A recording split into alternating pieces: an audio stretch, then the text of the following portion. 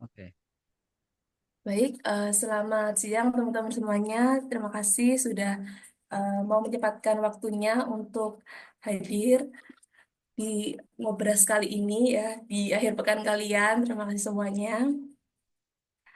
Jadi, perkenalkan nama saya Diana, eh, CPNS Kementan 2024, Satker di BPPP eh, Ketindan, Malang. Bersama rekan saya, Mas Adi, nanti akan memandu Ngobras kali ini. Jadi sebelumnya bagi teman-teman yang eh, belum berkesempatan sebelumnya untuk join di Ngobras, jadi aku mau perkenalin dulu. Jadi ini adalah eh, sesi yang diinisiasi oleh Pak Ahmad, jadi salah satu senior Kementan kita. Jadi sebelumnya sudah ada apa namanya sesi ngobras yang tujuan untuk membuka wawasan kita.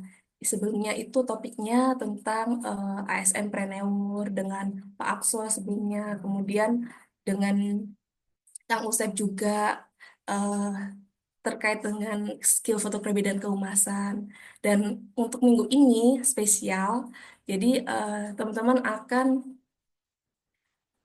bisa apa ya bisa ngerti bisa apa ya kita bisa mendapatkan insight dan wawasan tentang tugas belajar khususnya hari ini di Jepang bersama Pak eh, Jamil ya Pak Jamil atau Mas Jamil nih. Bebas, Mak. Oke, nanti teman-teman bisa menyalakan dulu kameranya, nanti apa namanya, jadi perkenalan dulu ya, Mas Jamil ini dia ASN Kementan dari 2017. Formasinya menjadi suara di BPPP Jambi ya. Jadi Ahmad Syariful Jamil ini sedang menempuh S3 ya Mas ya. S3 Iya, di Stiga. Jepang di Universitas Obihiro kalau nggak salah ya. Jadi S1 dan S2-nya beliau di IPB, kalau nggak salah saya risetnya ini. Dan nanti kita akan bisa mendengar eh, apa namanya pengalaman beliau. Kita bisa juga sama-sama menyiapkan nih pertanyaan bagi teman-teman eh, yang ingin apa ya, ya mungkin kita memang masuk ya di belum masuk menjadi CPNS mantan nih, tapi kita juga nggak boleh pasif, kita harus ada rencana lah karena untuk menyiapkan tugas belajar pastinya harus jauh-jauh hari kan. Jadi teman-teman bisa menyimak dan nanti kalau kita konsepnya ngobrol asik aja nanti kalau setelah ada pemaparan dari Mas Jamilnya nanti kalian bisa saya berikan kesempatan untuk bertanya dan langsung ada jawaban gitu aja. Oke, untuk waktu dan kesempatannya saya berikan ke Mas Jamil. Monggo Mas. Baik, terima kasih Mbak Diana. Sebelumnya saya juga ucapkan terima kasih ke Pak Sarif. Dan menurut saya program ini sih luar biasa ya. Bahkan sebelum masuk aja kita udah di briefing terkait dengan apa rencana masa depan ya. Karena di zaman saya belum ada. Jadi saya merencanakan diri sendiri. Ya, saya sangat terima kasih dan saya di sini cuma mau sharing-sharing, bukan bukan untuk menggurui ya teman-teman sekalian ya. Mungkin di sini hampir sama kali ya, atau meskipun saya udah masuk 2018, ya panggil ini aja lah ya, Mas, Mas dan Mbak ya. Kalau Bapak kayaknya terlalu tua. Saya Ya jadi baru saya, baru mau masuk tapi usia saya udah ini loh Pak, udah 33 juga loh Pak. oh sama kita. Ya, saya seumuran dengan Mas Adi berarti. Iya, iya, Jadi iya. saya coba sharing ya. Jadi apa sih yang saya lakukan selama saya menjadi PNS, yang menjadi tantangannya, pembeda utama bagi kita sebagai PNS dan teman-teman lainnya yang di reguler yang mereka belum pernah kerja dan lain sebagainya.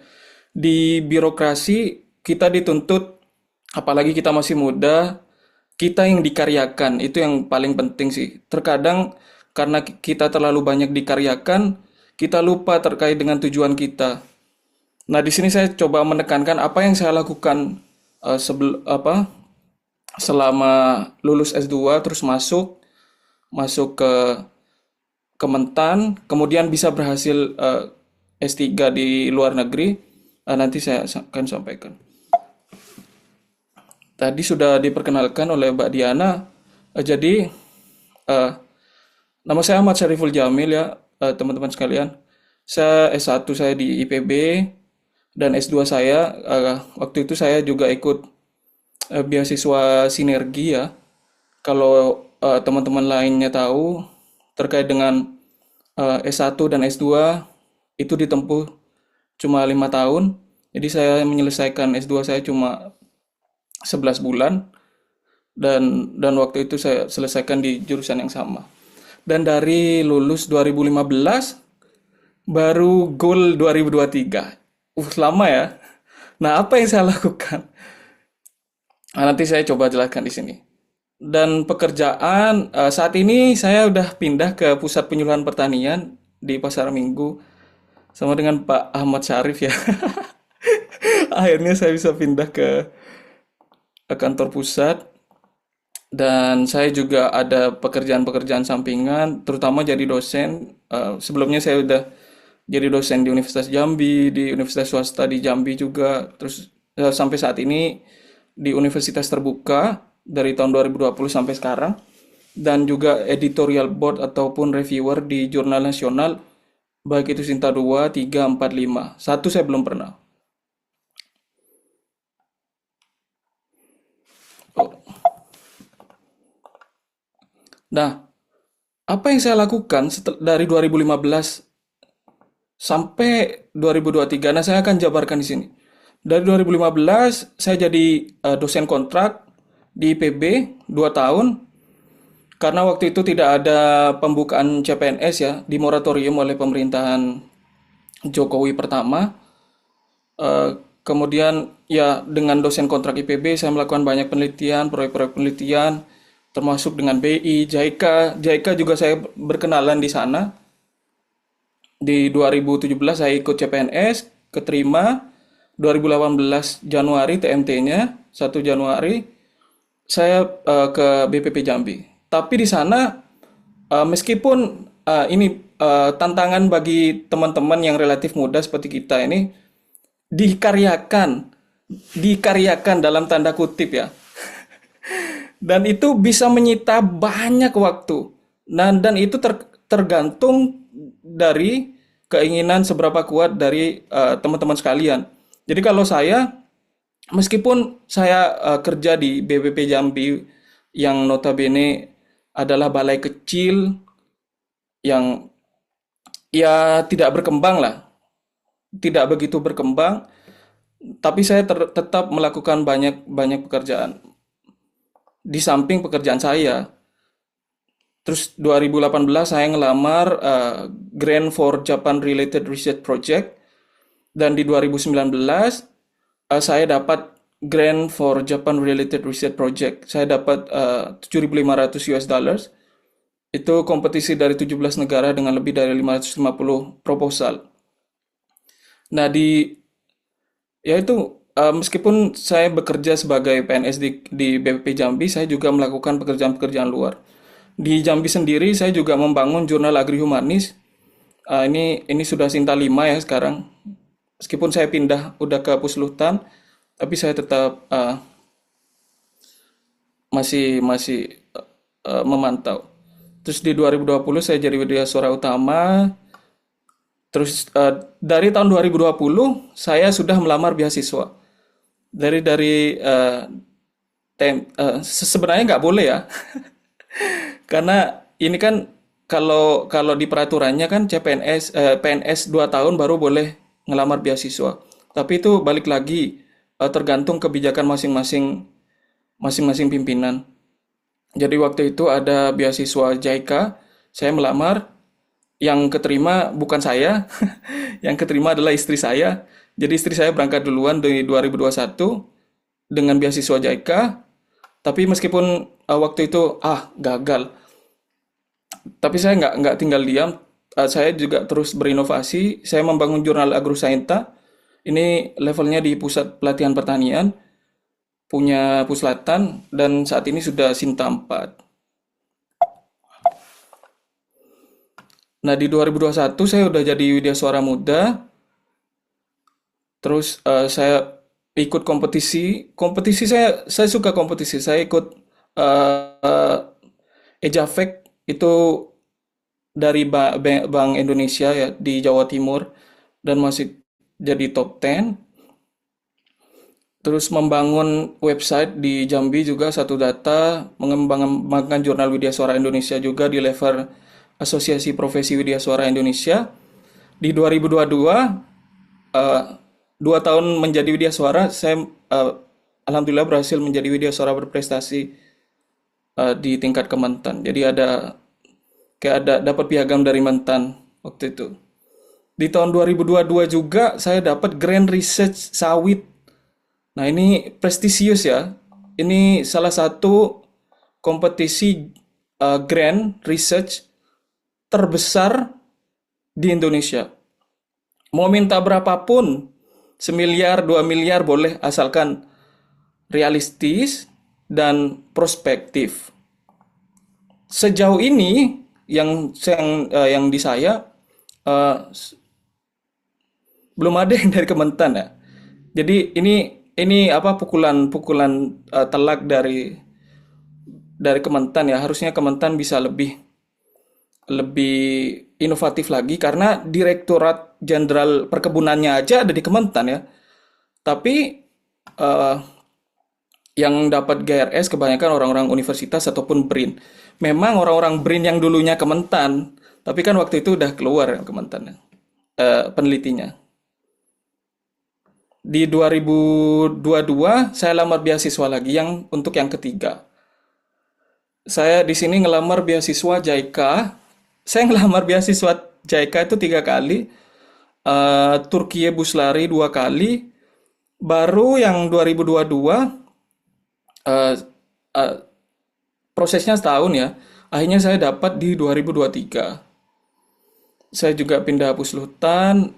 Di Pusluh juga saya berkontribusi dalam tim pengembangan e-Pusluh versi 2. Nah, jadi di sini saya menekankan meskipun kita sebagai birokrat, apalagi yang masih muda, diberdayakan, bahkan terlalu diberdayakan, kita harus bisa menyisipkan waktu bagaimana kita tetap harus mengembangkan diri sendiri. Kalau tidak, nggak ada yang peduli.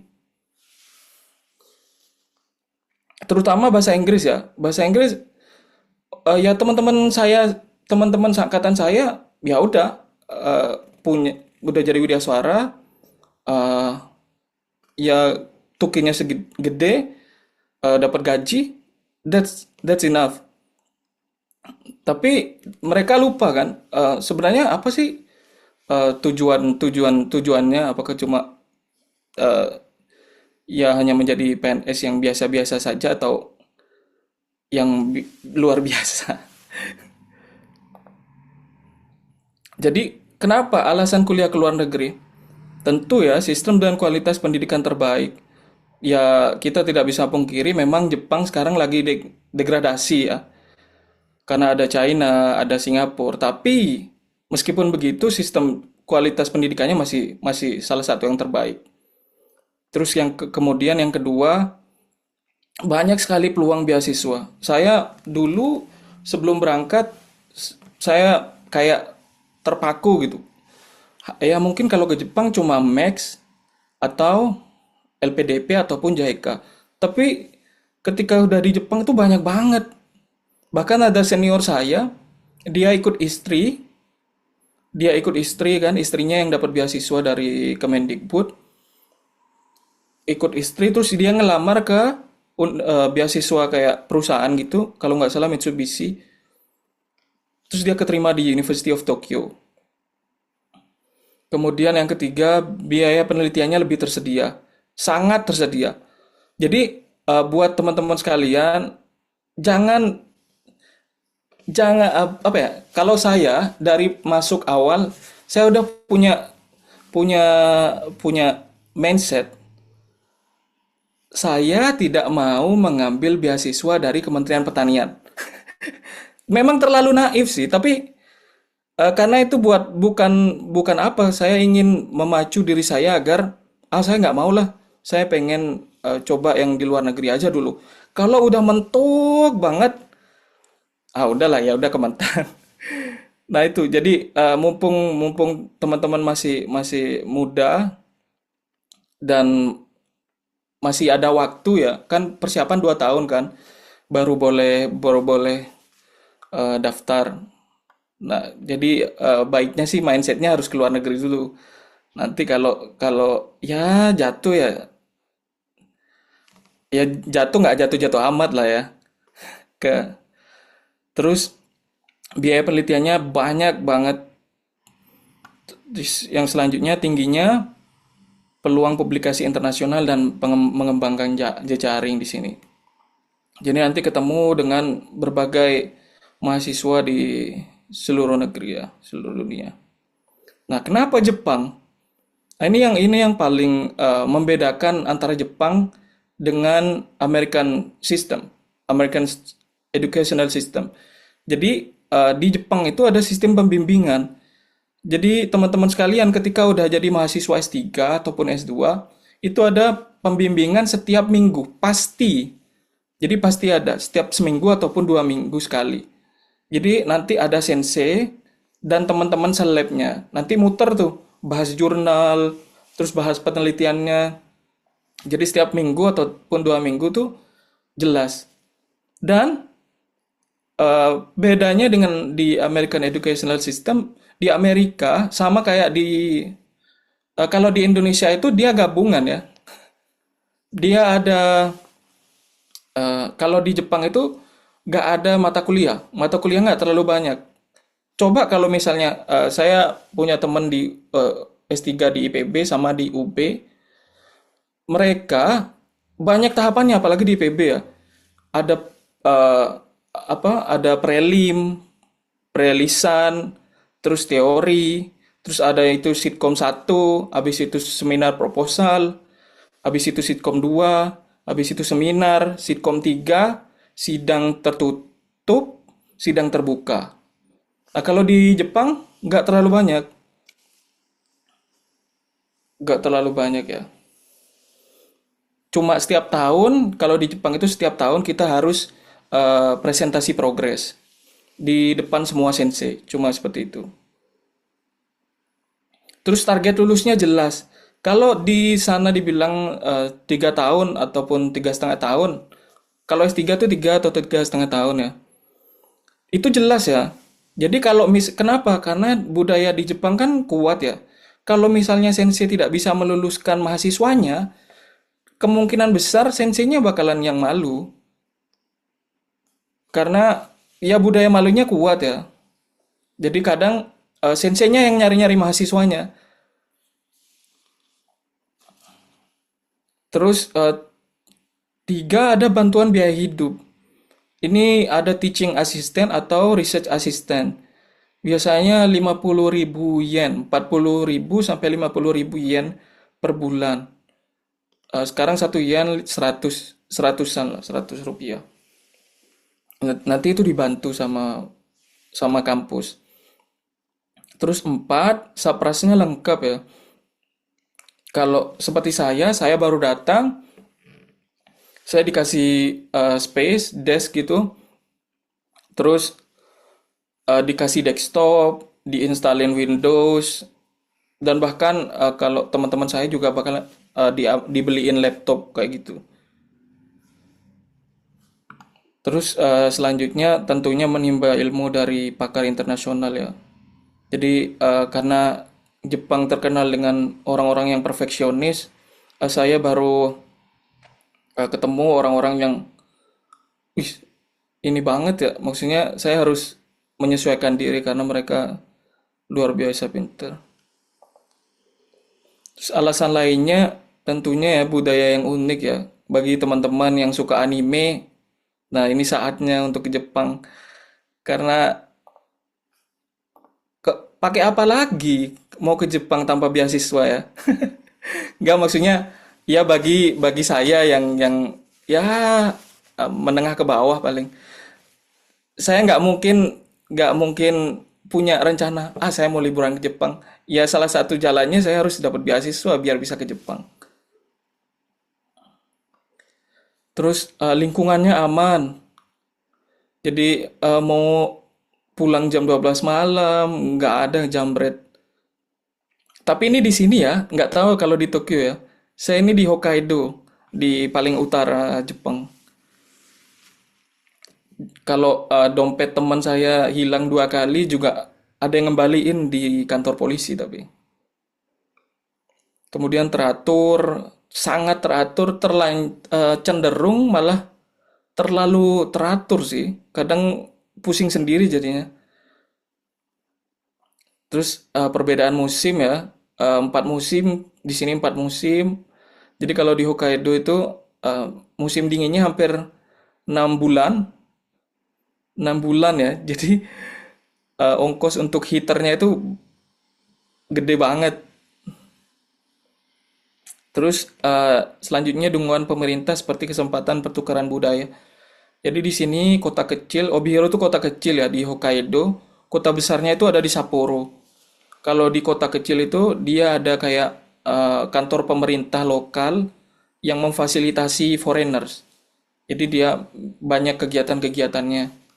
Dan selanjutnya adalah pertemanan internasional ya tentunya. Nah, apa tantangannya? Nah, sebagai negara maju yang masih menjunjung kuat budaya, tentunya kita meskipun kita punya budaya juga Indonesia, tapi budaya kita kan eh, cenderung tidak teratur. Di sini kompleks banget. Mau pindah apa tuh aja itu harus anggaplah ke dinas Dukcapil, eh, ganti inilah di KTP-nya lah, kayak gitu-gitulah ribet pokoknya. Tapi bagusnya di universitas-universitas itu ada sistem tutor. Jadi ketika kita masuk itu sudah dikasih tutor orang Jepang yang bisa bahasa Inggris. Jadi nanti tutor ini yang bantuin kita kemana-mana. Jadi pas ngurus KTP lah, pindah rumah lah, apalah, minta tolong ke tutor ini. Nah, nanti penerima beasiswa itu ada tingkatan-tingkatan yang ntar nanti saya coba sampaikan ya. Yang kedua tentunya tantangan bahasa karena bahasa Jepang itu sangat eksklusif ya karena mereka cenderung nggak mau belajar bahasa lain, terutama bahasa Inggris ya. Dan ya jadi meskipun di sensei-sensei kadang-kadang kendalanya juga bahasa, tapi ya karena kita apa di dunia akademik masih masih terbantu lah ya. Terus yang ketiga, tantangan musim. Jadi ada baiknya juga, jadi kita bisa 4 musim, tapi tantangannya musim juga. Kalau misalnya di Hokkaido itu bisa sampai -30, -30, terus eh, untuk jalan aja udah parah banget pokoknya. Tapi we can manage it. Nah, saya cerita tentang beasiswa JICA. Nah, apa JICA? JICA itu singkatan dari Japan International Cooperation Agency. Jadi, dia adalah misi internasionalnya Jepang. Biasanya dia ngasih apa bantuan-bantuan teknis ke luar negeri itu. Ya. Nah, di Indonesia, umumnya beasiswa JICA itu diperuntukkan bagi pegawai negeri sipil. Jadi kayak Kementan. Nah, ini peluang besar ya. Jadi kita nggak usah perlu apa berhantam ria dengan LPDP ya. karena karena itu susah banget apa meskipun kita udah dibedain kan, tapi pembedaannya itu nyampur gitu, semua kementerian nyampur jadi satu, PNS jadi satu, ya udah bertarung di situ. Kalau di JICA, JICA itu punya 30 JICA Scholarship Program. Jadi kita bertarung di situ aja. Jadi kalau untuk Kementerian Pertanian, Kementerian Ke- eh, Kementerian Pertanian, KKP, Kelautan dan Perikanan, sama BRIN-nya mantan peneliti kita, BRIN-nya yang menyangkut pertanian tuh kita tarungnya di Agrinet. Kalau yang di Kementerian Keuangan dia punya lagi, Kehutanan dia punya lagi. Jadi gitu ya. Eh, Pas tahun saya yang dapat beasiswa JK itu 34 dan semuanya dari kementerian. Umumnya dari kementerian dan ada dari beberapa dari UI sama UGM, dosen UI sama UGM. Nah, kalau udah menjadi JICA Scholars, itu bakalan dibina oleh JICA terdekat. Jadi JICA itu punya cabang-cabang di prefecture, provinsi ya. Di prefecture-nya itu punya JICA-JICA terdekatnya. Nanti dibina sama JICA. Jadi banyak banyak sekali apa program-program yang ditawarkan oleh JICA. Menurut saya JICA ini like apa ya? Jadi kayak kasta tertingginya beasiswa di Jepang. Kenapa? Karena ketika Anda menjadi JICA Scholars, berarti teman-teman sekalian memegang misi untuk menghubungkan antara Jepang dengan Indonesia. Makanya di sini saya nanti jelaskan lagi. Nah, allowance apa yang didapatkan oleh beasiswa JICA? Ini ya fee for official entrance examination. Jadi tuitionnya juga dibayar. Kemudian nyampe di Jepang, teman-teman sekalian nanti bakalan dikasih outfit allowance. Jadi disuruh beli outfit, kan lumayan ya. Sebelum biar bisa menyesuaikan dengan gaya orang-orang Jepang ya. Ntar pergi ke Uniqlo lah, ke GU lah. Terus habis itu dikasih living allowance, kalau S3 tuh 145.000. Itu sama dengan Max. Sama ya, Max, JICA sama. LPDP lebih tinggi, tapi LPDP kan dianggapnya beasiswa luar kan. Jadi nggak terlalu ini apa? Ya kalau bagi pemerintah Jepangnya maksudnya kalau JICA itu masih dibina. Jadi banyak sekali program-program. Nah, kalau Max, untungnya kalau Max itu misalnya nanti teman-teman ngambil S2, usahakan Max misalnya. Kalau S2 usahakan Max jangan JICA. Kalau Max, teman-teman dapat S2, nanti kalau lulus S3 itu ada kesempatan bisa lanjut S3 langsung dibiayain Max. Kalau JICA nggak bisa. Jadi kalau ngambil S2 ini dapat udah pulang. Ntar nyoba lagi. Nah, kemarin istri saya ngambil JICA yang S2. Meskipun ada tawaran S3 dari senseinya, karena JICA nggak boleh suruh pulang. Dan tentunya ya, di Kementerian Pertanian pun nggak bakalan boleh juga ya.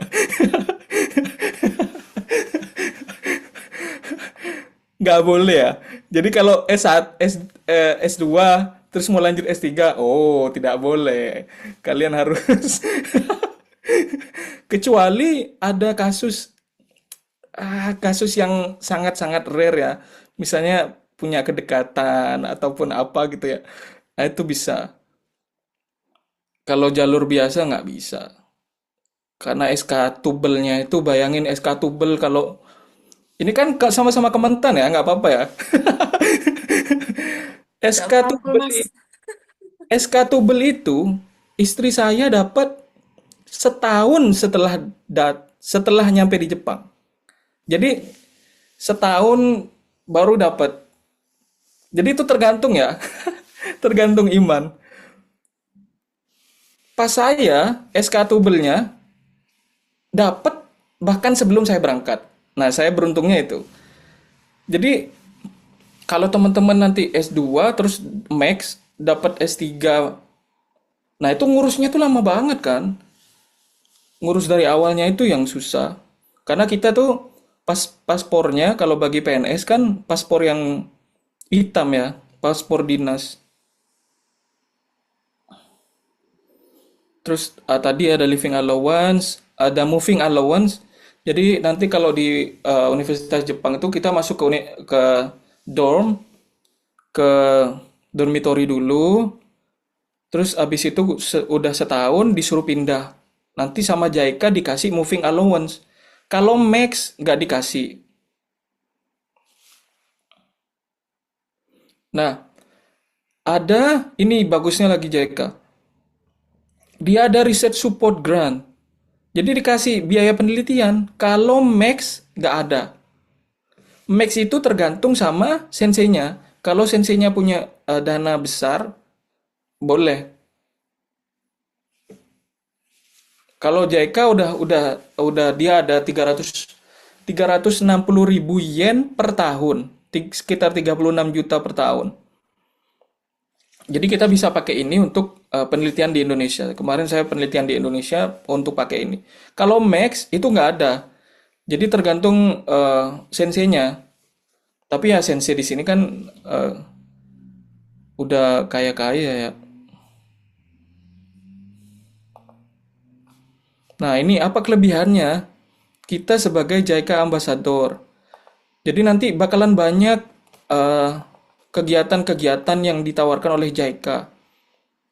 Saya kemarin masuk ke DPR-nya, gedung DPR-nya Jepang ya gara-gara JICA. Kalau kalau JICA, kalau bukan JICA nggak ada. Mix juga nggak bakalan diurus gitu. Kalau JICA diurus sama JICA-nya. Terus lebih mudah pengurusan dokumen awal hidup di Jepang sampai kepulangan, termasuk membawa keluarga. Jadi ini dibantu ya. Visanya gampang banget. Pokoknya kalau mau ngajak keluarga ke sini juga mudah banget. Ini kelebihannya. Nah, banyak kegiatan pengembangan diri yang ditawarkan. Setahun itu bisa sampai 3 kali ke Tokyo. Jadi gara-gara JICA, ya gratis. JICA yang bayar. Pesawatnya JICA yang bayar, dikasih hotel. Dan selanjutnya dana penelitian, seperti yang saya sudah sebutkan. Nah, apa kekurangannya? Tentu ada kekurangannya ya. Tidak bisa bekerja. Tidak bisa bekerja, namanya aruba itu ya di sini ya. Jadi, eh, kalau teman-teman sebenarnya bisa juga, maksudnya untuk nabung gitu ya. Karena sehari itu bisa dapat 1 juta ya. 1 juta. Jadi misalnya kerja 10 hari aja dapat 10 juta kan. Tapi karena saya JICA Scholars nggak dibolehin. Saya nggak mau ambil resiko. Terus tidak bisa mengendarai mobil atau sepeda motor ya. Nggak boleh. Kalau Max boleh. Max LPDP boleh kerja. Boleh ngendarai mobil. Nggak tahu ya LPDP ya. Kalau Max boleh. Max boleh. Terus karena tadi ini perkembangan studinya selalu dikontrol ya setiap semester.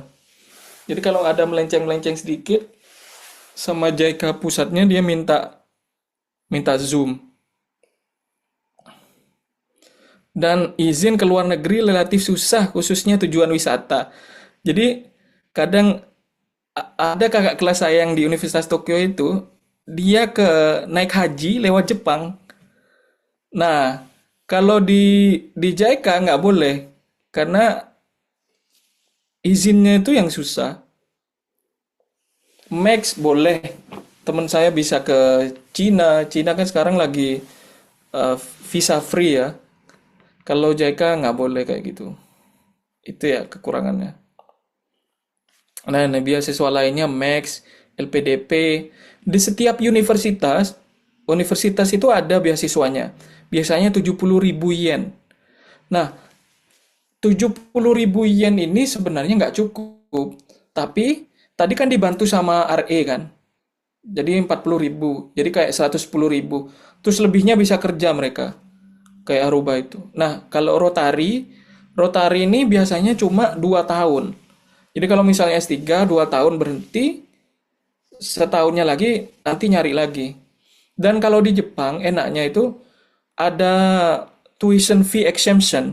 Jadi kalau misalnya anak-anak Rotari putus 2 tahun, terus dia nggak dapat beasiswa lagi, dia bisa minta keringanan SPP ya, dan juga ada beasiswa lokal. Sebenarnya banyak banget ya di sini ya. Nah, mungkin ini ya terakhir ya. Menurut saya, pendidikan di luar negeri itu setidaknya bisa dicapai sekali dalam seumur hidup, mau S2, S3, atau bahkan postdoc. Bukan untuk mendapatkan pendidikan yang terbaik sih. Mungkin misalnya pendidikan-pendidikan terbaik di Indonesia, Indonesia juga menawarkan pendidikan-pendidikan yang terbaik. Tapi menurut saya adalah pengalaman dan sudut pandang bagaimana sih dunia luar itu bekerja. Menurut saya itu sih yang lebih penting. Jadi kita nggak terkungkung terus eh, ya ya Indonesia aja, tanpa tanpa melibatkan kayak bagaimana sih dunia luar kayak gitu-gitu.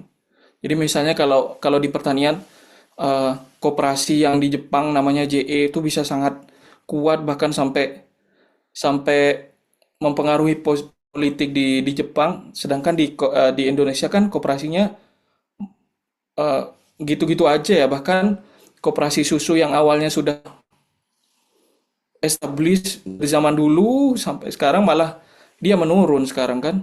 Makanya sampai ada gerakan program top down, koperasi merah putih kayak gitu-gitu kan. Nah, itu sih menurut saya. Terus apa yang kita harus lakukan? Berusaha mantapkan bahasa. Dan ini yang paling sulit menurut saya bagi kita sebagai PNS. Karena untuk waktunya itu belum kita berkeluarga, belum kita kerjaan, kita yang masih muda, kita yang dikaryakan. Nah, itu tantangan-tantangannya sih. Bagaimana Anda, teman-teman, mencuri waktu untuk les bahasa gitu. Baik online maupun offline sih. Bahkan ada teman-teman, bukan di Kementan sih, teman-teman saya di Kemendagri, dia itu sampai minta cuti sebulan untuk ambil IELTS di Pare Kediri. Nah, kalau di Kementan, aduh kayaknya berat ya. Apalagi sekarang Kementan lagi digenjot untuk brigade pangan ya. Terus yang kedua, terutama ini yang kedua sih untuk yang mau S3 sih. Menulis sebanyak-banyaknya. Untuk apa? Sebagai upaya untuk memantaskan diri. Jadi kalau kesempatannya udah ada, oh saya punya banyak tulisan nih, berarti sensei nanti percaya bahwa saya nanti bakalan lulus tepat waktu. Ya dengan buktinya apa? Dengan tulisan, dengan banyak tulisan. Apapun profesinya, widya suara kayak dosen kayak analis kebijakan dan lain sebagainya. Intinya nulis sih, karena kalau S3 kan apalagi S3, S2 juga kan harus bisa nulis juga kan sebenarnya. Dan kunci yang terakhir, sebenarnya ini penentunya adalah bekerja dengan giat sebagai upaya memperoleh izin. Mau sebagus apapun bahasanya, mau sebanyak apapun menulisnya, kalau nggak disukai sama pimpinan, nggak bakalan. Nanti banyak lah alasannya. Yang senior belum pulang, yang senior harusnya harusnya yang senior dulu lah, yang inilah, yang itulah. Makanya kenapa saya dari awal bilang camkan kita harus ambil beasiswa di luar Kementerian Pertanian. Karena kalau di Kementerian Pertanian, yang senior dulu, yang ini dulu, yang itu dulu. Kalau di LPDP bisa tembus kan, dek. Di Max, yang penting kita minta minta minta tanda tangan, minta surat itu dari sesba kita, bisa. Ya kalau di Kementan kan harus ini kan, harus prioritas-prioritas gitu. Ya, dan itu ya. Ini contoh-contoh keseruan kalau belajar di Jepang. Saya suka nyanyi, jadi saya banyak diundang eh, jadi bukan bintang tamu sih, maksudnya ngisi acara buat kayak acaranya orang-orang Jepang. Terus kalau di sini teman-teman bisa ke Tokyo. Tokyo itu jangan jangan jangan berpikiran seperti Jakarta ya. Maksudnya di Tokyo itu banyak banget yang bisa dieksplor. Jadi ya saya baru baru pertama pertama ke Tokyo jadi kayak kayak orang, gede banget ya Tokyo. Terus kalau enaknya hidup di Hokkaido, teman-teman bisa main salju, main ski, kayak gini. Terus saya karena JICA saya bisa masuk ke gedung DPR-nya Jepang. Terus tentunya makanannya juga menarik ya. Terus di Tokyo juga bagus juga. Terus ada Pokemon. Pokoknya bagi teman-teman yang menggila anime, silahkan datang ke Jepang. Ah, ini kampus saya ya. Bayangin minus 27, terus cuma salju sehari. Ini saljunya udah sampai segini ya. Saya 175 udah sampai segini saya. Udah lebih dari 1 meter. Jadi ya itu teman-teman sekalian, sharing dari saya. Semoga bisa menginspirasi teman-teman sekalian. Terima kasih. Saya kembalikan ke host. Baik, terima kasih sharing-sharingnya Mas Jamil. Sungguh ya, eh, hawa ambisnya Mas Jamil ini nular ke kita semua ya teman-teman. Begitu banyak apa namanya tuh tips dan triknya. Jadi apa ya, kita terbuka nih ya. Gimana teman-teman? Kita jadi terbuka ya. Ternyata jadi PNS itu, apalagi kita masih muda ya kan. Jadi banyak peluang-peluang, banyak tips triknya supaya kita itu apa namanya, boleh kok kita lebih dari PNS biasa-biasa aja. Karena kita masih muda juga gitu. Banyak kesempatan yang masih bisa diraih gitu. Baik teman-teman, silakan saya buka sesi pertanyaan bagi teman-teman yang mungkin sudah nggak sabar untuk bertanya. Santai aja kok ngobrolnya ya. Ini teman-teman kok anu, silakan on cam dulu teman-teman. Jadi bisa enak. Sebelumnya ini kalau belum ada pertanyaan ya sambil nunggu. Gini Mas Jamil ada titipan pertanyaan dari eh, salah satu CPNS Kementerian juga. Dia formasinya paramedik veteriner veteriner terampil, Mbak Rizka. Jadi kebetulan ini kan karena partisipasi membernya dibatasi, jadi dia titip pertanyaan gitu Mas. Jadi apakah eh, tuh apa namanya itu besok ini bisa untuk S2 maupun S1 karena kan teman-teman ini kan ada yang juga farmasinya D3 juga. Dan apakah jurusannya apa aja yang bisa tugas belajar di Universitas Obihiro ini ya, Mas? Ya, baik. Eh,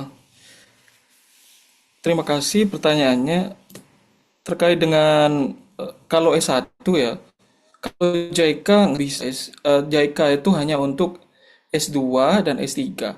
Kalau Max bisa S1. Max itu bisa S1. Dan banyak sih beasiswa-beasiswa lain kayak yang Rotary Club. Rotary Club itu juga bisa untuk S1 kayaknya. Dan kalau di Obihiro, karena Obihiro itu PTN-nya di Jepang dan fokusnya itu pertanian. Namanya kan Obihiro University of Agriculture and Veterinary Medicine. Jadi memang pertanian dan paramedik veteriner juga sebenarnya nyambung ke Obihiro University. Dan seperti yang sudah saya sebutkan, kalau JICA itu ada 30 beasiswa. Dan kalau di Kementan, KP, BRIN BRIN yang peneliti-peneliti pertanian itu Agrinet namanya. Jadi dia bisa mas. Jadi nanti teman-teman dikasih list semua universitas yang buka lowongan S2 maupun S3. Nanti itu bisa dicari tuh yang pertanian tuh ada di mana aja, yang agribisnis, yang ekonomi pertanian, yang kedokteran hewan, itu.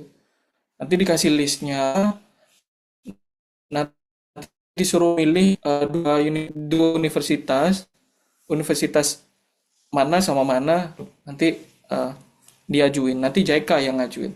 Jadi kita nggak perlu kalau yang saya dengar kayak Max itu harus kedutaan Jepang di Indonesia lah kayak gitu. Kalau di JICA nggak. Jadi kita submit aja ke penanggung jawab PIC-nya di Kementan. Nanti PIC-nya Kementan langsung lanjut ke JICA, nah nanti JICA yang ngurusin. Nanti kalau misalnya keterima ataupun lolos ke tahap selanjutnya, nanti dipandu sama JICA.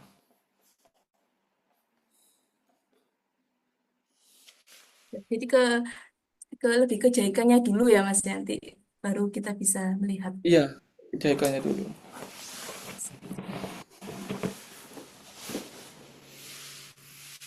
Jadi teman-teman, silakan bisa raise hand dulu atau kalau yang berhalangan untuk on cam atau untuk raise hand karena jaringan mungkin bisa lewat chat room ya. Ini Mas Jamil sambil nunggu. Oh, udah dah. Oke, oke, nanti. Silakan Mbak Devi. Oke, terima kasih atas pertanyaannya. Terdengar ya suara saya? Terdengar. Terdengar. Oh ya, terima kasih atas kesempatan yang sudah diberikan. Sebelumnya, saya sangat berterima kasih juga atas tularan semangatnya dan apa ya motivasi yang luar biasa. Jadi semakin mudah-mudahan setelah menular, jadi eh, bisa juga saya segera mendapat gitu ya. Segera padahal saya belum dapat ini ya. Nggak apa-apa ya, berdoa aja mudah-mudahan nanti bisa langsung cepat juga seperti Kak Jamil seperti itu. Ada beberapa yang ingin saya tanyakan. Oh ya, mohon maaf, perkenalkan nama saya Devi Alkitasari. Eh, saya eh, kemarin mendaftar di BRMP Agroklimat dan Hidrologi Pertanian untuk formasi Prekayasa Ahli Pertama. Nah, ada beberapa yang ingin saya tanyakan, Kak. Yang pertama adalah saya sangat tertarik tadi dengan eh, kakak menceritakan jadi mendapat prestasi ya sebagai widya suara berprestasi tingkat Kementan Republik Indonesia itu ya. Apakah itu ada di semua formasi? Itu yang pertama saya tanyakan karena kebetulan saya kan di Prekayasa begitu. Apakah Prekayasa juga mungkin ada? Dan eh, untuk mm, mendapatkannya juga itu eh, kita harus seperti apa sih? Seperti itu harus bagaimana? Ataukah ada mungkin ada kiat yang harus dilakukan atau mungkin ada kegiatan-kegiatan yang sangat mensupport untuk seperti itu? Itu yang pertama. Kemudian yang kedua adalah tentang Grand Riset Sawit juga itu. Karena kebetulan saya juga baru dengar apakah itu setiap tahun memang ada dan tadi kan informasinya terbuka untuk umum ya. Jadi eh, mudah-mudahan saya juga pengen nyoba seperti itu. Kemudian yang ketiga adalah tadi kan untuk jika banyak sekali ada beberapa plusnya plus atau minus kayak gitu ya. Eh, Kalau untuk perbandingan dengan LPDP itu kan ada LA ya. Kebetulan saya kemarin S2 LPDP seperti itu. Jadi saya agak sedikit tahu. Walaupun saya belum daftar yang S3-nya, apakah di jika itu juga mendapat tunjangan untuk suami dan anak ketika nanti saya misalnya ke Jepang kemudian membawa mereka seperti itu. Dan yang ketiga adalah lebih ke tadi sih sharing lebih dalam lagi mungkin ya Kak, bagaimana cara untuk kita bisa eh, lebih gimana ya tadi ya bahasanya mengambil hati untuk bisa lebih dipermudah dalam meminta surat untuk meminta izin untuk belajar meminta untuk tadi ya untuk boleh tugas belajar setelah memenuhi persyaratan seperti itu. Mungkin segitu dulu. Makasih sekali Kak. Terima kasih atas pertanyaannya. Oh, ini dalam banget yang keempat ya. Dan bisa bongkar rahasia saya jadinya di sini. Tapi janganlah ya. Dikit-dikit Mas, nggak apa-apa Mas. Nah, yang terkait dengan WI berprestasi, sebenarnya saya juga nggak nyangka sih. Maksudnya eh, WI berprestasi itu kan tiap tahun dan biasanya yang senior-senior. Ya, ya itulah di Kementan itu ya kita ini apa biar kita bisa bertukar pikiran ya. Jadi biasanya itu yang senior-senior yang berangkat. Tapi karena waktu itu saya dilihat sama kepala balai eh, di tahun sebelumnya BPP Jambi itu mundur. Jadi kayak pas Widya Suara Berprestasi tahun 2021 itu ada perwakilan dari BPP Jambi, tapi dia mundur tanpa sebab. Kayaknya dia apa kayak eh, down mentalnya. Akhirnya kepala balai menugaskan, ya udah tahun ini Jamil aja yang berangkat. Akhirnya saya berangkat. Apa sih kiat-kiatnya? Seperti yang sudah saya sebutkan, jadi kita kita ini sebenarnya adalah hasil dari merit system. Kenapa? Karena kita masuk aja eh, ada kualifikasi pendidikannya, iya kan?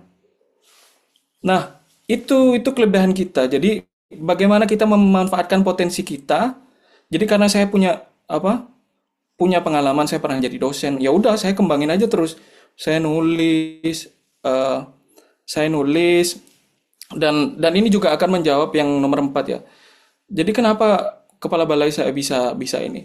Jadi kesempatan kita sebagai anak muda, kita dari merit system, kita dikaryakan. Nah, saat dikaryakan itu kita harus total.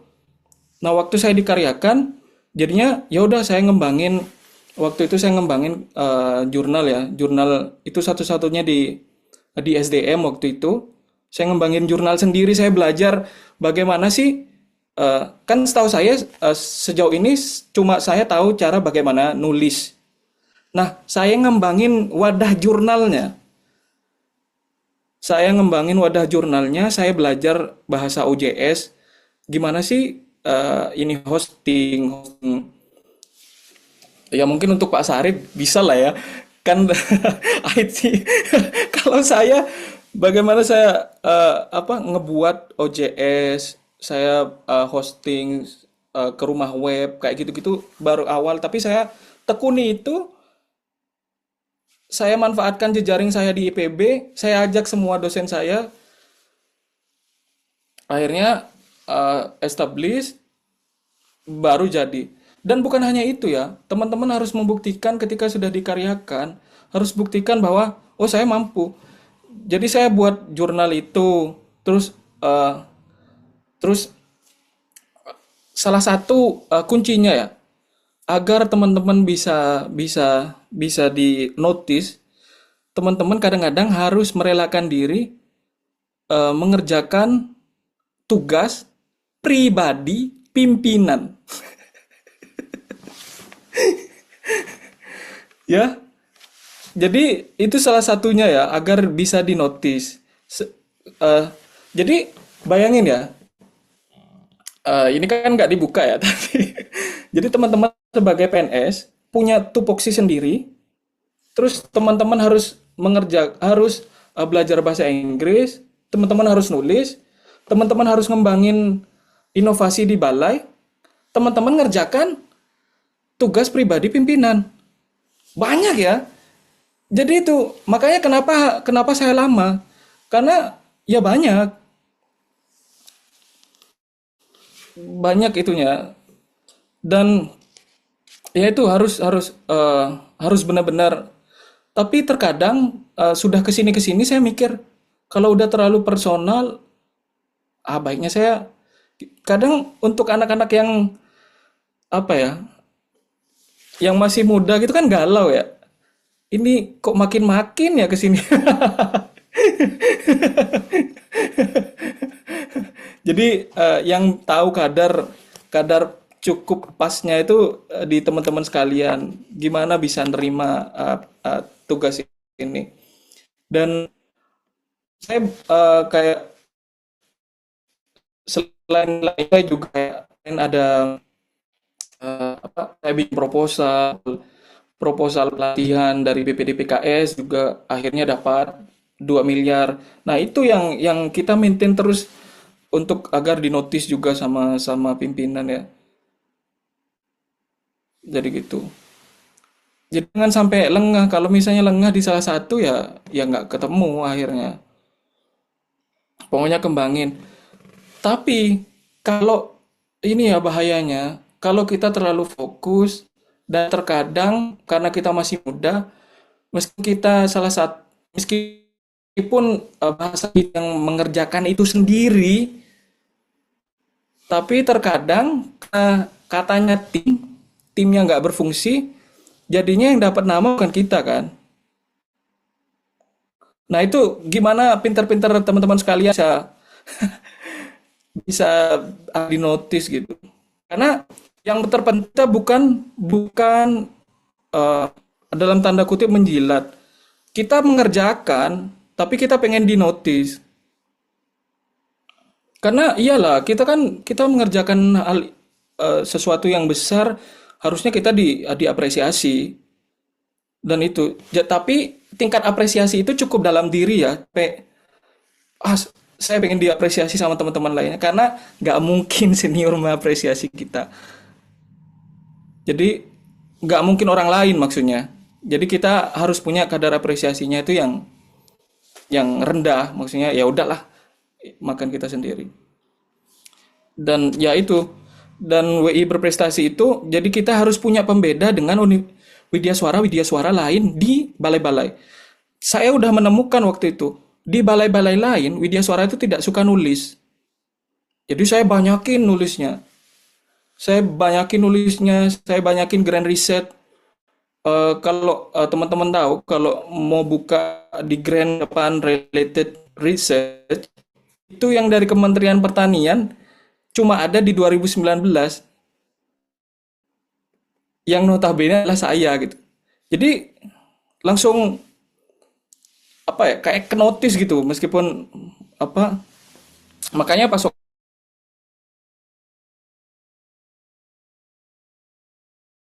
waktu itu ke ya. Jadi itu pokoknya intinya terus berusaha, terus berinovasi tentunya dan juga mengembangkan diri sendiri jangan lupa.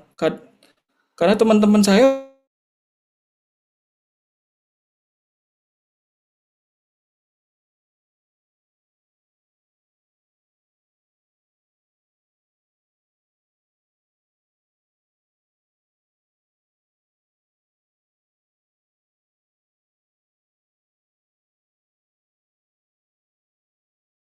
dan dia punya track record penelitian tentang sawit dan dari lembaga yang dia pernah penelitian sawit. Jadi harus kerjasama sama, kalau saya kemarin kerjasama sama Universitas Jambi. Dan itu luar biasa ketat ininya, prosesnya. Jadi pertama di bidding, terus jurinya itu ada Prof. Bustanul Arifin, terus ada Prof. siapa, pokoknya banyak lah. Dan baru bisa dapat green sawit itu. Dan yang terakhir ya, perbandingan LPDP kalau JICA nggak dapat ini apa keluarga, nggak dapat keluarga, cuma dapat ya bantuan tadi yang TE sama RE. Dan intinya teman-teman kalau misalnya mau ke Jepang dapat beasiswa aja, beasiswa apapun. Mau LPDP, mau Max, mau JICA, bahkan scholarship university. Kalau udah di sini, teman-teman bisa kerja. Tapi ya kalau di Kementerian Pertanian jarang ya dapat university scholarship ya. Nggak bakalan dibolehin sama pimpinannya. Jadi mending yang itu yang resmi aja. JICA, Max, LPDP. Tiga. Ya, ya mungkin yang terakhir ya, mengambil hati ya, itu kan subjektif sekali ya. Jadi ya kita harus berinovasi, terus berinovasi. Terkadang capek ya, capek banget. Kadang meskipun udah bikin ini, bikin itu, tapi tetap gak di notice. Kadang capek. Ya, ya. Tapi kalau kita tiba-tiba capek, terus kita di notice sama kepala balai atau pimpinan kita bisa-bisa di blacklist kan? Itu bahayanya. Makanya gimana ya? Ya itu masing-masing orang sih bisa bagaimana mengendalikan perasaan pimpinan kayak gitu-gitu. Ya, gitu. Mungkin menjawab ya. Semoga menjawab. Baik, terima kasih pertanyaannya dari Mbak Devi. Sangat apa ya, kompleks ya. Itu juga ada menyelip pertanyaan saya sih sebenarnya Mas untuk apa ya? Karena kan ya seperti aku juga karena kan kita kan masih muda, pengennya pasti apa ya gregetan gitu kalau misalnya oh sistemnya ini kayaknya perlu diperbaikin atau apa gitu. Apalagi kan kami semua ini kan CPNS yang nantinya akan latsar, di mana nanti juga ada apa namanya tugas untuk apa yang memperbaiki ya kalau nggak salah di Lasar itu. Jadi agak Aktualisasi, ya Aktualisasi. ya gimana Mas? aktualisasi. Ya aktualisasi bener itu. Jadi agak bingung juga gitu. Aku pribadi ya. Jadi antara ingin menyuarakan atau bagaimana nih. Jadi nanti kembali ke teman-teman juga apa namanya dinamikanya dari satker masing-masing, lingkungannya banyak ini udah tips triknya dari Mas Jamil. Jadi kita juga gak boleh terlalu pasif, kita gak juga bisa menempatkan diri lah intinya.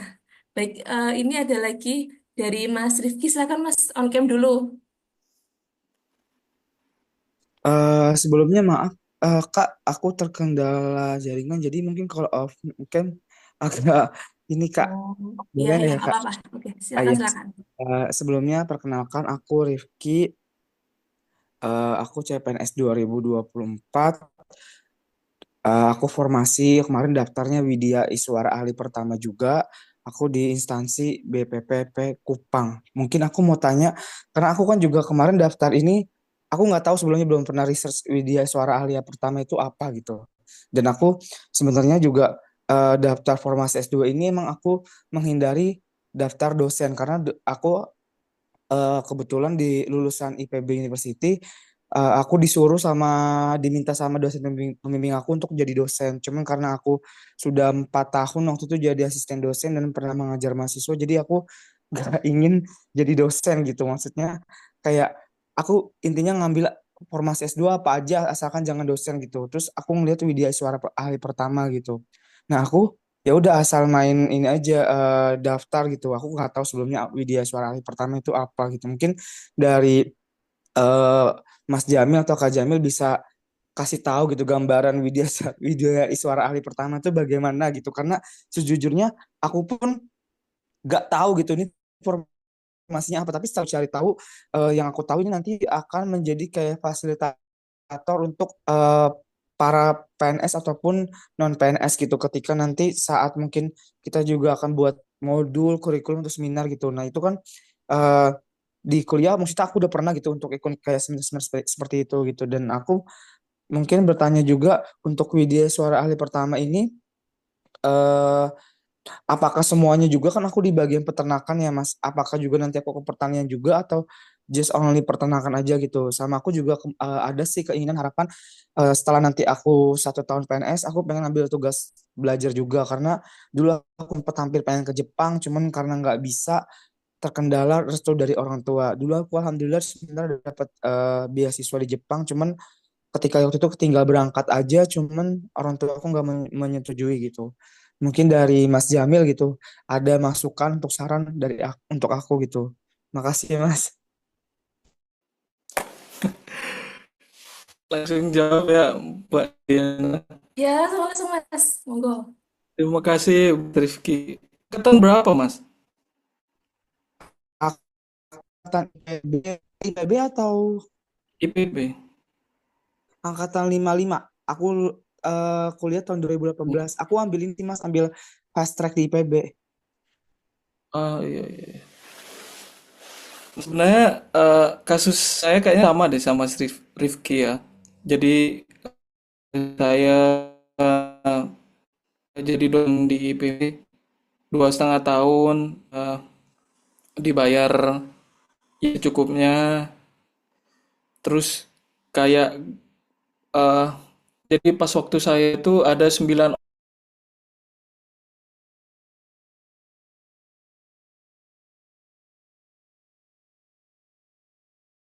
orang ngeri sampai 2000, baru 2017 ada, dan itu pun satu formasi di IPB. Jadi waktu itu 9 orang itu mau memperebutkan satu, akhirnya saya mikir ah ya udahlah ke Kementan, apapun lah Kementan. Terus adalah Widya Suara. Terus saya searching di internet Widya Suara dosennya PNS. Terus saya ya udahlah dosennya PNS nggak apa-apa lah, hampir sama kayak dosen. Pas saya nyampe ke Jambi jeger langsung apa dihadapkan dengan fakta-fakta bahwa Widya Suara itu beda sekali dengan dosen. Dari pendekatan pendekatan mengajarnya itu sangat berbeda. Dosen itu kan pendekatan ya ke siswa yang lebih muda kan. Kalau kita kan ke orang dewasa.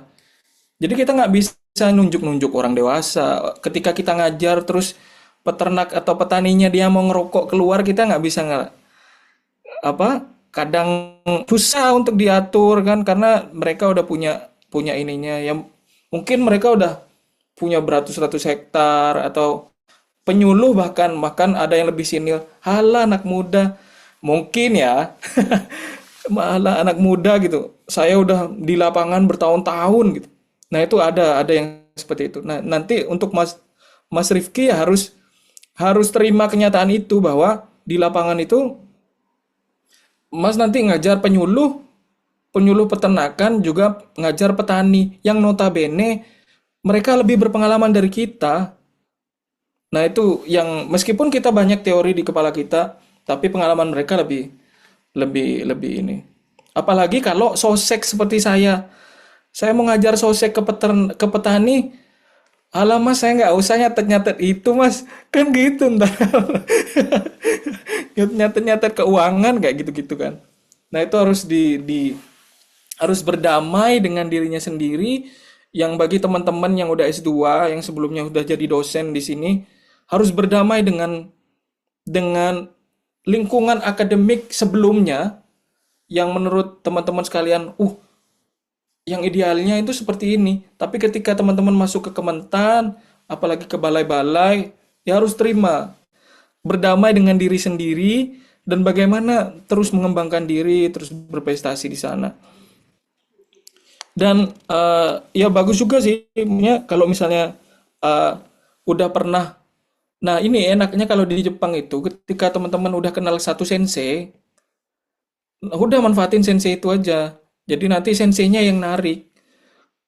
Jadi eh, kalau misalnya teman-teman waktu kuliah dulu punya dosennya ini kenal sama sensei yang ada di Jepang, nah itu bisa dijembatani tuh. Nanti yang nyariin max-nya si senseinya nanti. Dan itu terjadi di teman saya.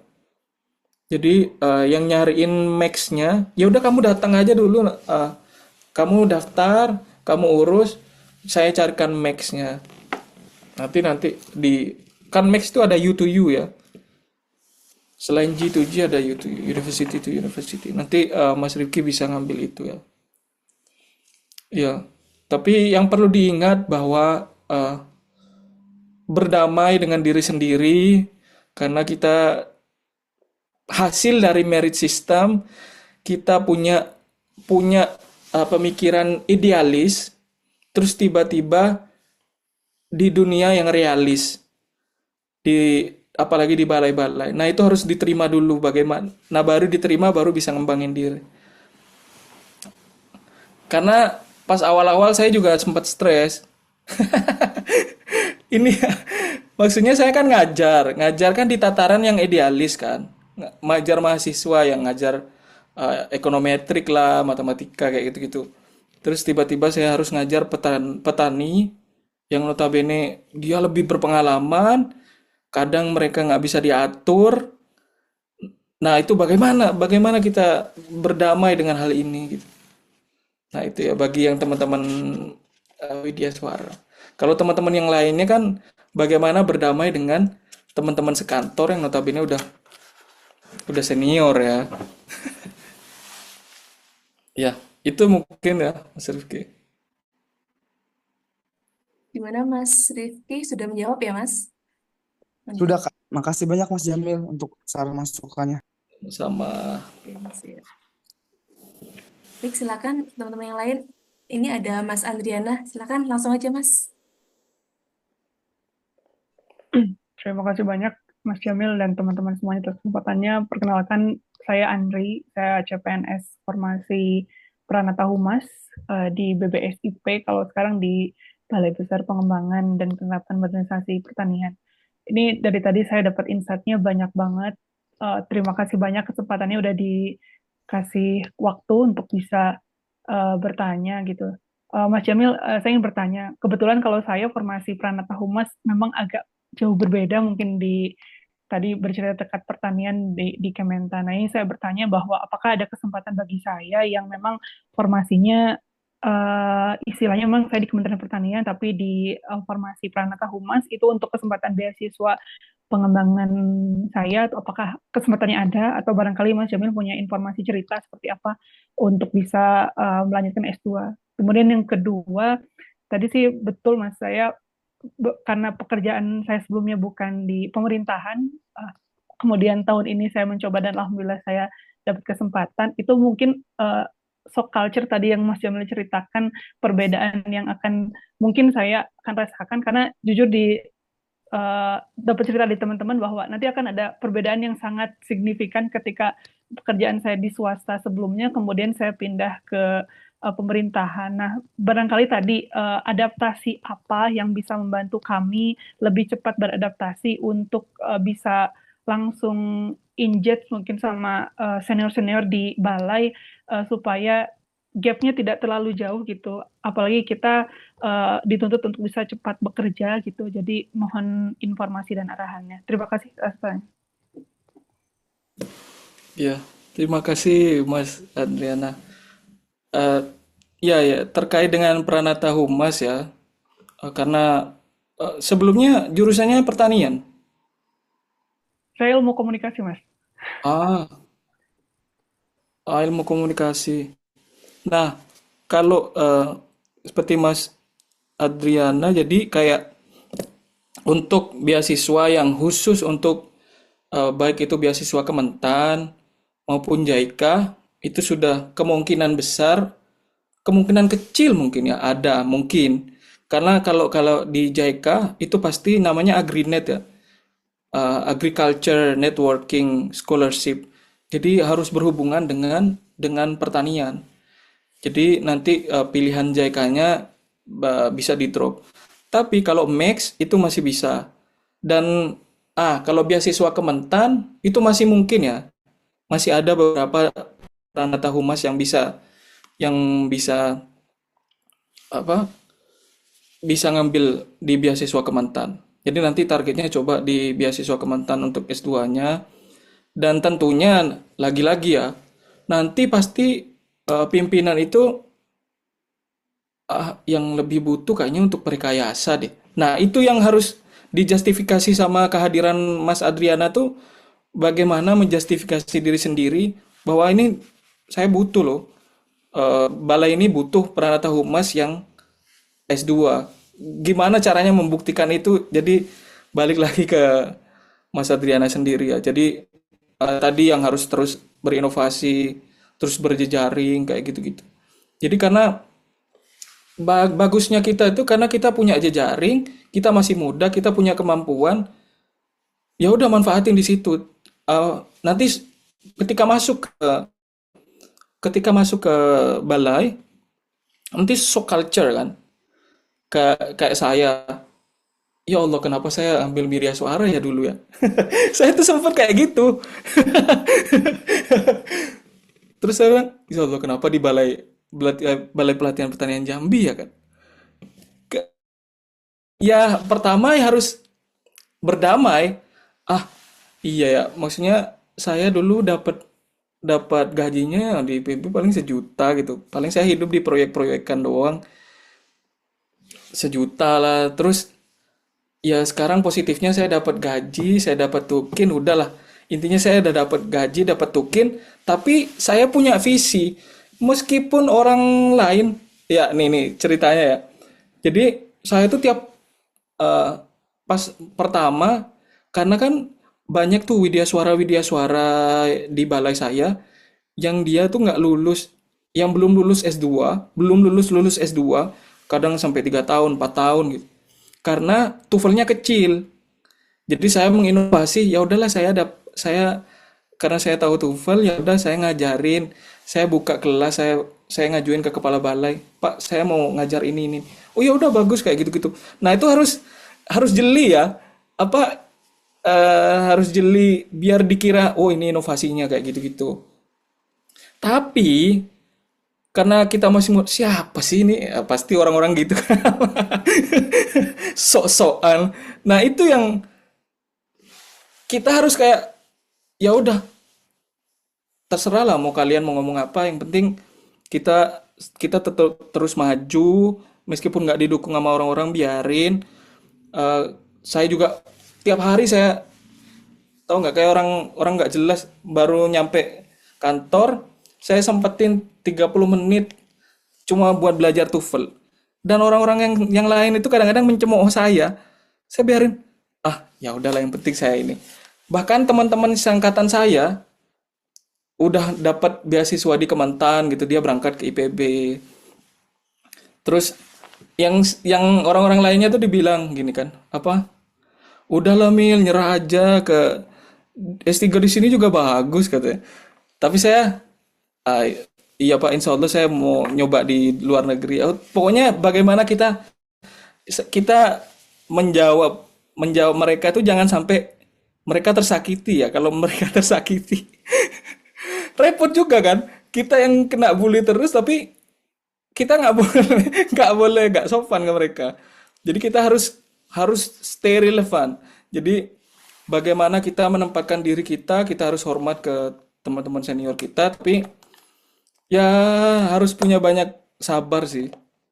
Dan visinya itu tetap ya. Saya masuk 2018, saya bilang ke diri saya sendiri, intinya saya keluar negeri.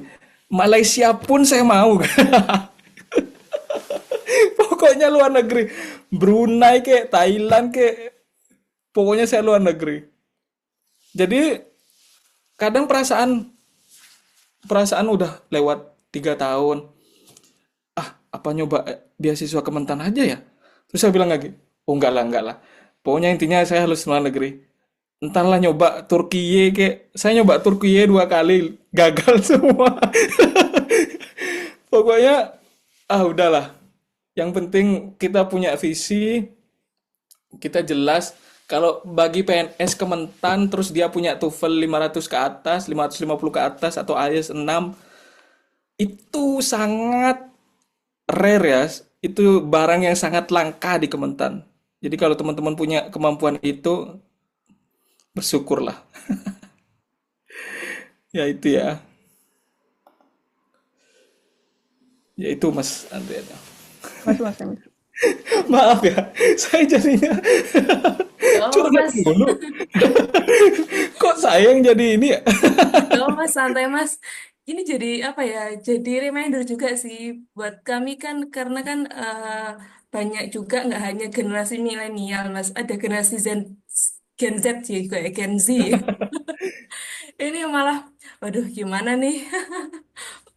Bagi teman-teman mungkin ya, yang kan ini kan ya seperti yang tadi udah di-share sama Mas Jamil, karena kan rekan-rekan nanti kita di Satker kita kan mayoritas generasi milenial ke atas ya Mas ya. Iya. Jadi apa namanya, eh, kita harus bisa menempatkan diri, harus bisa, ya harus yang awal-awal sih harus bisa adaptasi dulu sih ya Mas ya. Oke, oke, oke. Untuk teman-teman yang lain, silakan eh, sharingnya. Mungkin satu pertanyaan lagi terakhir sebelum kita tutup. Karena tadi ada pesan sih Mas dari Pak Ahmad tadi sampai sebelum jam 12 kalau di sini. Di sana jam berapa Mas? Di Jam Jepang? 1.20. 1.20. Oh, sih. 2 jaman. 2 jam. Kak, boleh izin tanya lagi nggak, Kak? Oh iya, silakan Mbak Devi. Ayo. Terima kasih. Mohon maaf saya tanya lagi. Saya mau tanya ini, Kak. Jadi kalau untuk beasiswa itu kan ada yang selain yang full kuliah itu kan ada yang by riset ya. Nah, kalau maksudnya apakah sudah ada mungkin dari teman-teman rekannya Kak Jamil gitu ataupun yang lain kayak gitu terkait dengan beasiswa by riset itu bagaimana gitu karena eh, saya jadi cerita sedikit gitu. Sebenarnya saya itu kemarin dapat beasiswa S3 by riset, tapi itu bertepatan juga dengan CPNS kan ya. Jadi setelah saya eh, merenung dan sebagainya gitu ya, akhirnya saya ngambil CPNS-nya dan eh, saya mengundurkan diri dari beasiswa tersebut kayak gitu. Nah, kalau misalnya terkait dengan sistem by riset itu sendiri kayak gitu, itu bagaimana untuk di Kementan kayak gitu? Apakah ada juga diperbolehkan kayak gitu? Dan eh, kalau by riset itu kan memang mungkin ini ya karena nggak ada kuliah sama sekali gitu ya. Bagaimana gitu Kak? Terima kasih itu aja sih.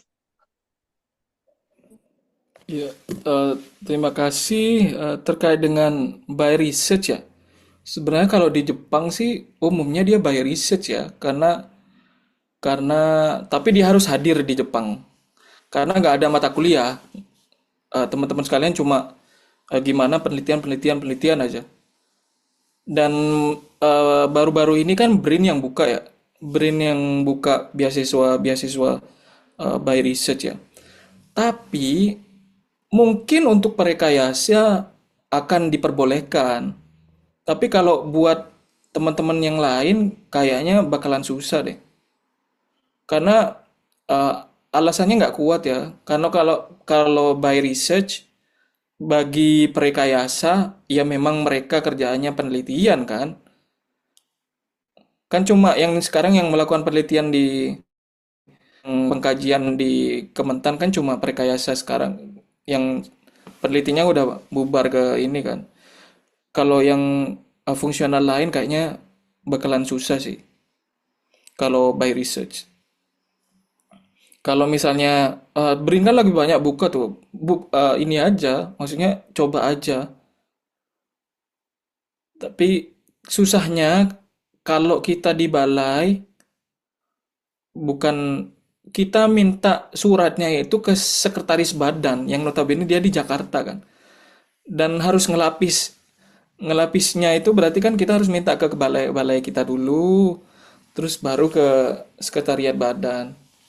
Nah itu yang lumayan susah. Tapi kalau yang beasiswa Kementan kan eh, cuma kita list nama di balai kita, nanti yang TU-nya itu yang ngasih kan. Jadi kalau kita mau ngelamar beasiswa di luar misalnya kayak LPDP, itu kita harus punya orang karena setahu saya nggak secara reguler minta mana sih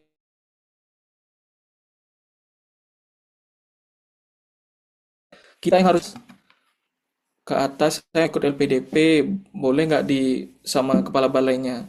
Nah kalau boleh baru nanti kepala balainya ngubungin orang-orang TU yang di sekretariat untuk minta tanda tangan dari sekretaris badan ya atau sekretariat. Iya sekretariat kalau di Dirjen apa namanya ya, sekretaris Dirjen ya itu harus minta dari situ. Kalau menurut saya sih nggak apa-apa coba tiap tahun. Kayak gagal coba lagi. Makanya harus punya orang, teman-teman yang ada nggak di satu CPNS ini yang dia orang di sekretariat badan. Nah, nanti dia yang suruh suruh ngawal. Kalau JICA resmi, JICA tuh kita cuma eh, sekretariat badan ngirim ngirim eh, suratnya ke masing-masing balai, terus nanti ngirim email. Nah, enak kalau JICA. Kita nggak usah sendiri minta tanda tangan ke badan.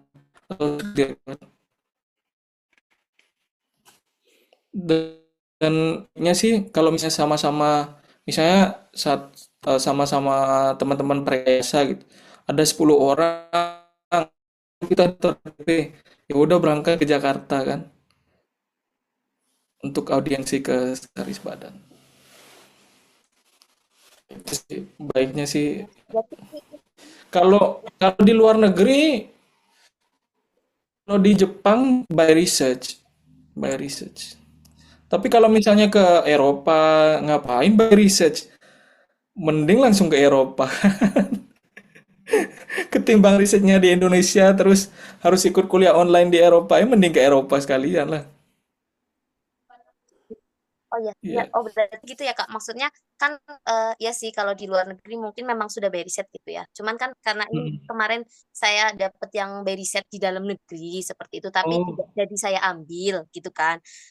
Artinya kan siapa tahu. Tapi sih saya pengennya tetap nyoba untuk keluar negeri gitu ya. Maksudnya Bismillah ya kayak gitu. Cuman kemarin itu memang saya dapat tapi dalam negeri dan itu by riset. Cuma kan karena bertepatan dengan CPNS juga saya baru masuk kan nggak bisa ya. Jadi harusnya ini Agustus besok itu saya masuk intake kuliah untuk S3-nya.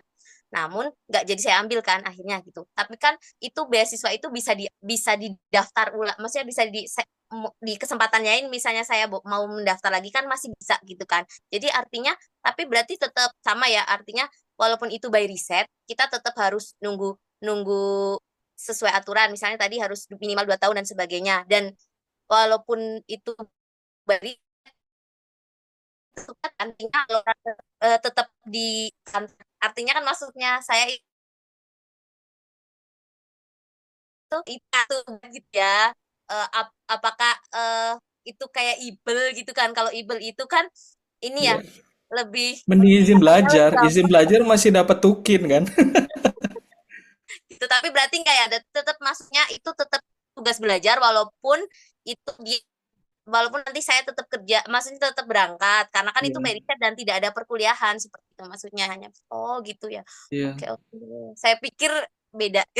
Enggak. Mending izin Ya, belajar kalau kayak itu. kalau kayak gitu mendingan saya ini aja ya mendingan saya yang tubel bukan bukan yang itu tadi Research. bukan yang by riset jadi yang memang benar tugas belajar dia bukan bukan berarti nggak mau ini ya tapi lebih maksimal gitu kali Iya, ya iya. jadi dan lebih ini oh, oke oke terima kasih sekali Mas. Ya, sama-sama. Jadi, ya baiknya mm, jangan by research ya. Nanti kalau udah kepepet, tapi masih masih baru kan. Ya, Nah, coba aja di luar negeri dulu. siap, siap. Ya, Dan saya pengen nyoba tetap maksudnya semangatnya nular Mas maksudnya Bismillah gitu ya mudah-mudahan saya bisa ke iya, Jepang kayak gitu karena dulu juga amin. saya hampir sama kayak Mas Rizky tadi juga gitu ya. Saya dapat beasiswa ke Cina tapi karena sama orang tua nggak boleh. Jadi tinggal berangkat dan nggak jadi gitu kan. Makanya saya Oh, cari beasiswa dalam negeri dan S3 pun kemarin saya nyari lagi. Tapi kan karena alhamdulillah dapet CPNS jadi saya lebih memilih untuk CPNS dan berjuang lagi. Kemudian saya bisa bisa dapet tubel gitu karena salah satu kenapa saya milih Prekayasa yaitu karena informasi yang saya dapat dari googling dan sebagainya itu katanya apa mendapat karena kan kita mereka rekayasa ya. Jadi seperti yang tadi Mas Jamil sampaikan mudah-mudahan apa bisa lebih mudah seperti itu. sama-sama. Jadi, apa? Kalau jadi peraturan itu jangan dipandang kaku ya. karena banyak kasus yang bisa gini-gini. Terus tapi yang penting bagaimana selama waktu kita menunggu itu memantaskan diri, kalau ada kesempatan kita udah siap tempur gitu. Karena ada adik kelas junior, dia masuk CPNS-nya setahun di bawah saya, belum 2 tahun dia berangkat ke Cina. Sebelumnya dia kerja di eh, pusat riset karet di Bogor. Jadi dia udah punya jaring kan. Jadi dia ngelamar, kayaknya dia nggak lewat ini deh apa, nggak lewat jalur formal. Jadi dia ngelamar dulu ke beasiswanya dapat, baru dia pergi ke sekretaris badan. Nah itu bisa dicoba yang kayak gitu ya. Karena yang repot di sini kan mereka itu sebenarnya nggak bisa nahan kita karena ketika kita udah dapat sponsor, mau apa lagi gitu kan? Kan kita udah dapat sponsor. Kok kita nggak ngambil uang negara kok. Kita udah dapat sponsor dan full mau di ini, ya udah. Yang penting dicoba aja ya. Nggak apa-apa karena ada teman saya juga yang melakukan hal seperti itu juga. Dia berangkat sebelum 2 tahun PNS. Bahkan ada teman yang S2 harusnya 40 tahun. Dia udah 45 dia bisa. Jadi intinya ya alangkah baiknya sesuai peraturan. Tapi selama selama peraturannya begitu terus kita dapat sponsor, why not gitu kan?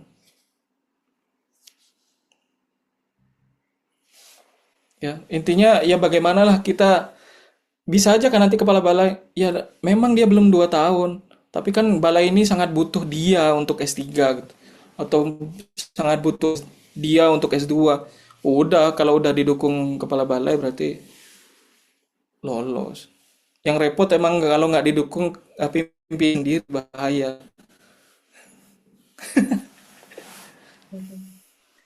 Baik, menjawab ya Mbak Devi ya. Oke, terima kasih. Eh, Mungkin pertanyaan dari Mbak Devi sebagai penutup acara sesi hari ini, karena memang juga sudah waktunya. Eh, Sudah nggak ada pertanyaan lagi ya dari teman-teman. Oke, mungkin kita hari ini banyak banget dapat insight baru dari Mas Jamil, dari beasiswa, dari dunia di Jepang, kehidupan di Jepang, kemudian juga dari profesi Wijaiswara itu sendiri, dan yang terakhir tentang apa namanya seluk-beluk dunia kita nantinya di Satker masing-masing sebagai ASN gitu. Banyak banyak tips dan trik yang kita dapat hari ini, alhamdulillah.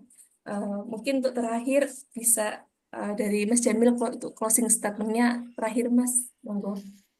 Ya, terima kasih atas kesempatannya teman-teman. Jadi saya juga sebagai generasi milenial ya ingin menyemangati teman. Yang terpenting kita ini berbeda. Kita masuknya aja berbeda. Apa potensi kita itu harus dikembangkan dan jangan lupa tetap menghormati senior-senior meskipun ya seperti itu ya, disclaimer ya, dari tadi saya nggak mau mengkritik tapi ini adalah fakta ya.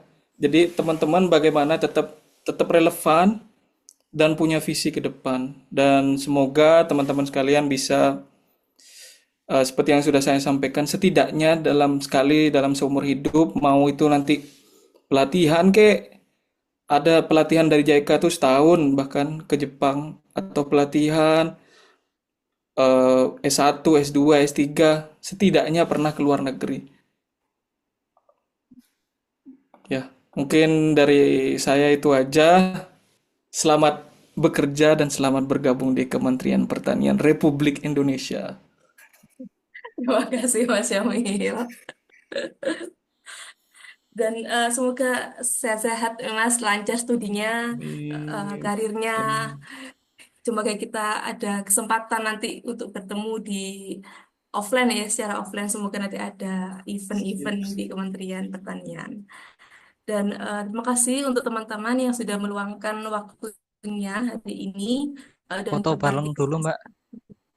Kenapa? Oh iya, eh, siap-siap untuk teman-teman silakan on cam dulu. Kita sebelum mengakhiri sesi hari ini, mari kita foto-foto. Ini dari Mas Adi ya, nanti yang foto ya, Ya, yang heeh. Nah screen ya. capture. Oke. Hmm. 3, 3, 2, 1.